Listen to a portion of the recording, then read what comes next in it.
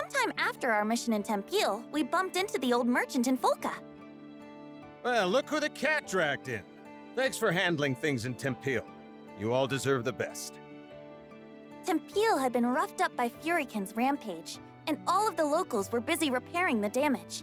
The work we did that day had been crucial to those recovery efforts. Out of curiosity, my young lizard friend, were you much help to your crew? Uh-oh, he said the L word. I turned to Vern, ready for his usual furious tagline.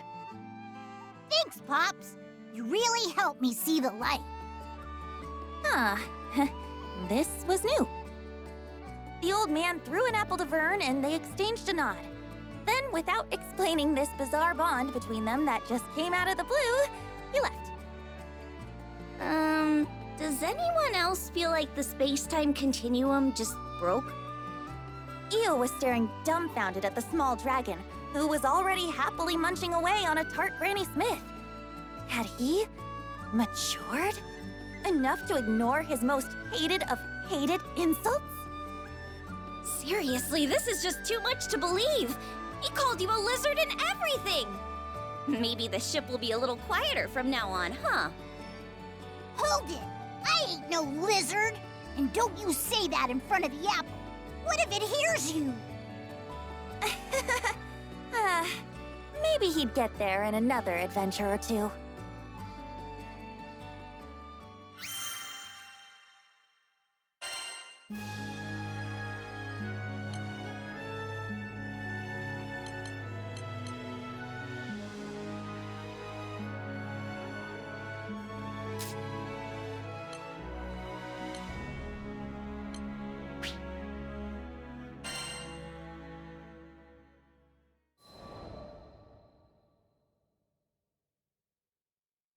We made medicine from the wind crest you picked. The doctor said Hazel looks better every day. This morning, she was able to get out of bed and do some drawing. She loves drawing pictures. Thanks again, Catalina. From Al. And Hazel. P.S. Please visit Folca when you have a chance.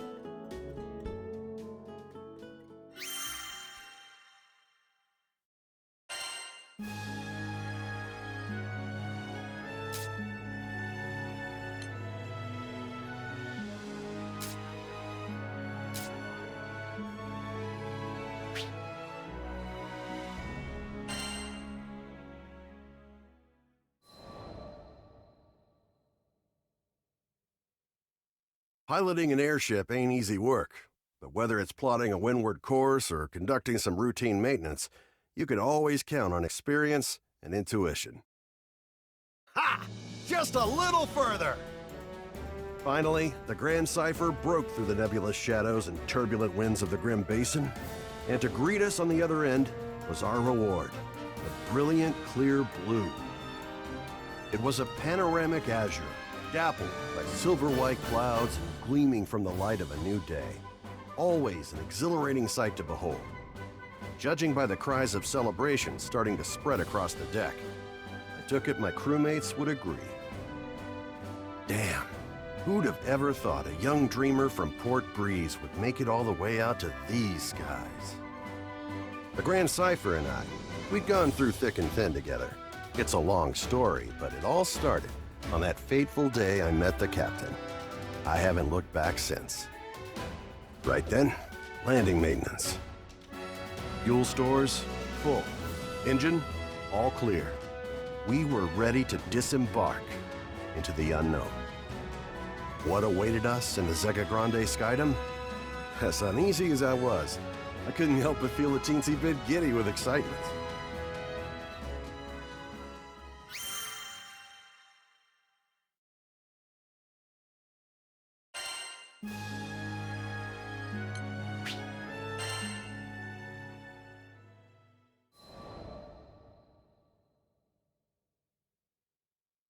Ah, the Grand Cipher. Ever since I found her abandoned behind a cliff, it was love at first sight.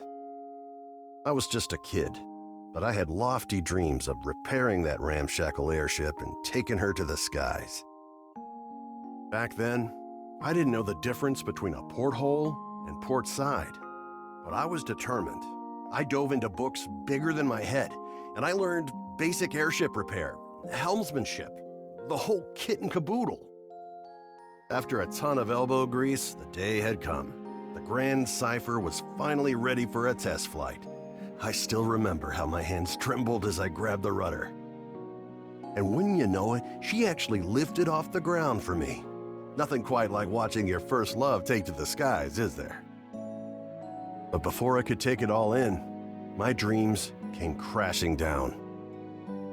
I mean, literally, the Grand Cypher sunk like a damn meteor.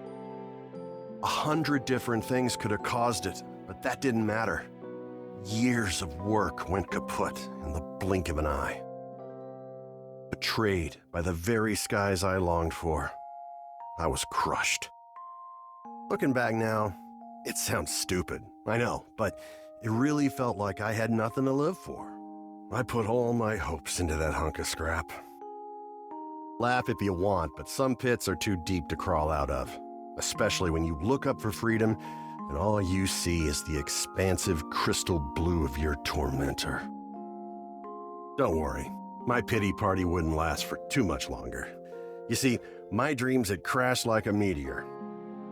But ironically enough, it was the meteoric rise of the Erste Empire that would bring the captain into my life. Salvation was on the horizon.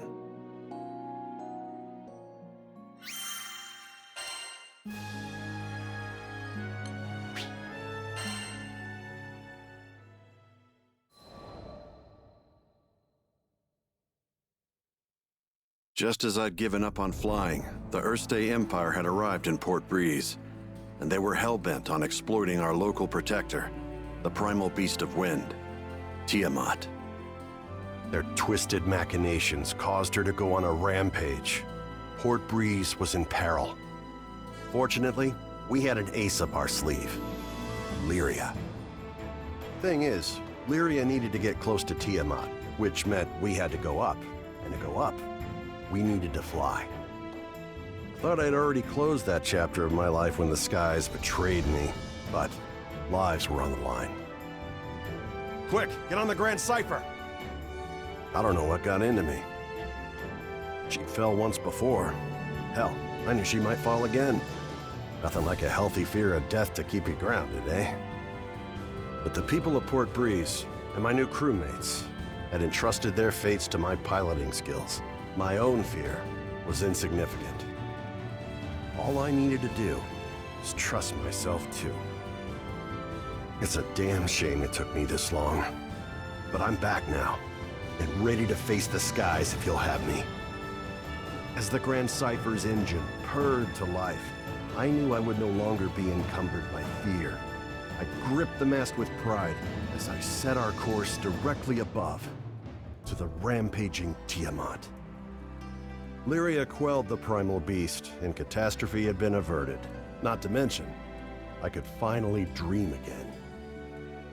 Ever since that day, I've been the helmsman for the Grand Cypher and its crew.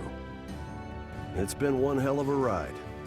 I've since formed a pact with good old Tiamat and made amends with the shipwright primal who built the Grand Cypher, Noah.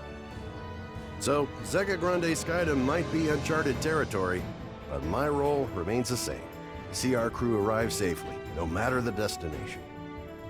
And that includes Estalucia.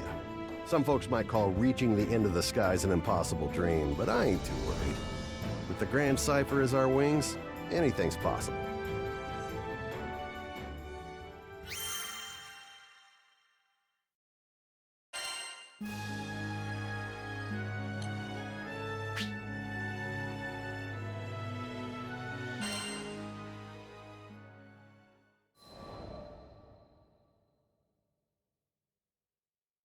Call it a side effect of being a helmsman, but my ears tend to laser in on any talk of airships. Then again, damn near anybody could have heard this guy shouting. No! No! You can't do this! She's still skyworthy! She can still fly! The distraught man was making a scene outside. 3 seemingly unfazed onlookers surrounded him. Between all the belly aching, I pieced together the man's story. He was an engineer, was upset that an airship called the Nautilus was set to be decommissioned. His 3 friends, meanwhile, were telling him to see reason that an old ship like that would be more useful as scrap. Reminded me of the Port Breeze days, back when my own dreams seemed like unscalable walls. The 3 onlookers were a young helmsman, a young mechanic, and an older merchant. They presented a unified front against the engineer, countering each of his arguments threefold whenever he opened his mouth to protest. As much as I wanted to help the guy, the trio were speaking the truth. Repairing the damn thing would cost buckets of rupees, and you can't fix an airship on gumption alone. Trust me, I've tried. Them's the breaks, kid. I turned to leave. None of my business, right? But dumb old me, I had to pause as my ears caught what he said next. We made a pact, didn't we? Don't you remember? The Nautilus. You promised that we would take her to the skies. He could barely hold it together. You could hear it in his voice, the desperation as he clung to a quickly fading dream. It was a feeling all too familiar to me.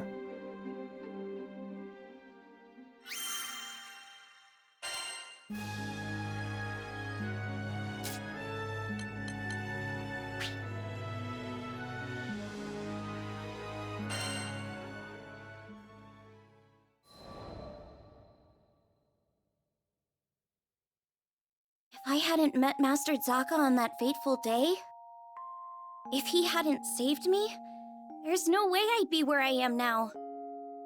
I'm from the Vaults Duchy, where the weather's sweltering all year long, thanks to a river of lava that flows through the island. My hometown might not have been the most scenic place, but as long as I had Master Zaka with me, I was happy. After traveling for so long, I can finally say that with pride. Before I left on my journey, I was completely clueless. When my master went missing, I just ran around like a chicken with its head cut off. I was looking for something, anything that would help me find him, and that's when I met the crew. The reason behind his disappearance turned out to be even worse than I could have imagined. The Earthstate Empire had driven him out of his mind. They had manipulated him into awakening the primal beast that had lain dormant beneath the ground, Colossus. Fortunately, I was able to break through to him, thwarting the Empire's attempt to exploit Colossus's powers for conquest. I learned that they were doing all sorts of horrible things, even to their own people, in order to achieve their goals. My master was a kind person who never hesitated to help those in need. I resented the Empire for making him suffer. And I couldn't just sit around when there was work to be done. That's why I decided to join the crew. To stick it to those Empire jerks and give their victims something to smile about.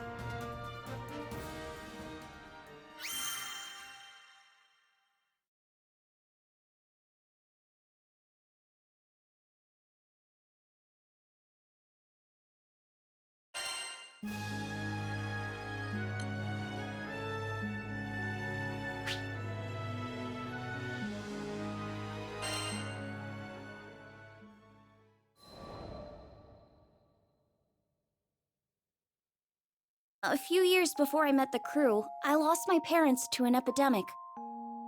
I mourned their deaths for who knows how long. I could barely even bring myself to face reality each morning. With no living relatives in vaults, I was like a ship adrift at sea. I had nowhere to go and nowhere to belong. Until one day, my master reached out his hand to me. I was so depressed I just kept staring at the ground. That gentle smile never left his face as he asked me, "Why do you look so sad?" There was something in his voice that made me look up. When I did, a beautiful bouquet of flowers appeared in his hand, seemingly out of thin air. I had no idea how he'd done it, but I knew it must have been some kind of parlor trick. But he insisted it was magic. What a goofball, right? Saying that when he can use real magic. But it was just the magic I needed at that moment. Beautiful and kind. He went on to show me all kinds of incredible spells, the likes of which I'd never seen before. Watching him made me smile at a time when I thought I'd forgotten how. My master would always say that magic exists to make people happy. Something about that spoke to me. It made me want to become a mage just like him. So I signed myself up as his disciple, begging him to teach me magic. I'll never forget how happy I was when he told me I had talent. After all, if he was right, that meant I had the potential to make people smile too.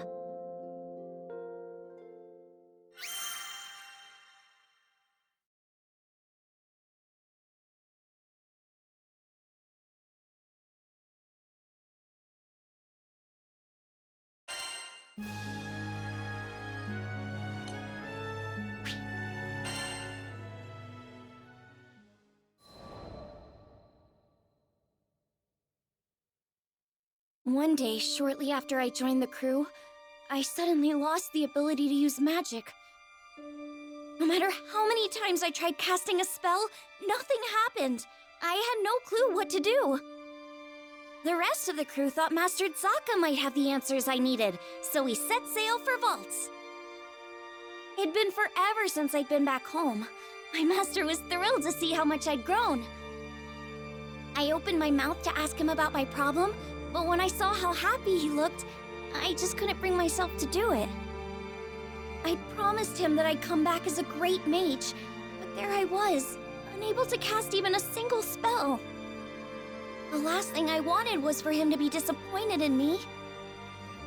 Around that time, an epidemic returned to Vaults, the same disease that had claimed the lives of my parents. Wanting to keep it from spreading any further, my master headed to the clinic to speak with the people who'd been infected. But he ended up getting sick too. The source of the epidemic turned out to be an evil spirit that revealed itself to us right there in the clinic. I immediately confronted it. That rotten creature had already taken my parents from me. I wasn't gonna let it take anyone else. Determined to make it pay, I raised my staff, but nothing happened. I'll never forget how it felt to watch, helplessly, as my parents' killer got away. The crew gave chase, but I continued to stand where I was. Without my magic, I didn't see the point. I'd just end up getting in the way. All I could do was watch as my master suffered, withering away. Nothing had changed since the last time. But you know, it wasn't all bad. In search of a solution to my magic loss at the local library, I happened to come across a beautiful golden staff, one left to me by my mother. That's when Master Zaka revealed that my mother had been a mage too. On the verge of tears, I clenched my staff tightly in frustration. My beloved home and master were being threatened by a disease-spreading spirit, and there was nothing I could do to stop it. Just as I began feeling completely hopeless, the staff began to glow. Somehow I could feel it encouraging me, empowering me. So what if I couldn't use magic? Surely there were other ways to help everyone. Unable to stand around doing nothing any longer, I ran off to find the crew. When I finally tracked them down, they'd already been rendered powerless by the disease. That left me as the only person who could fight. There wasn't a second to lose. It was that moment when I decided I was done running away. I'd promised myself a long time ago that I was going to use my magic to make people happy. Filled with newfound resolve, I heard a voice coming from the staff. Mom? Is that you? The voice told me to visualize the power flowing through me. As I did, I could feel magic welling up inside me, flooding out from deep within. With my mom's help, I was able to defeat the evil spirit. As soon as it was gone, I erupted from my staff. I turned to see the rest of the crew climbing to their feet, their symptoms gone. The power spread through the entire island of Vaults Duchy, eliminating the disease and bringing smiles back to the people.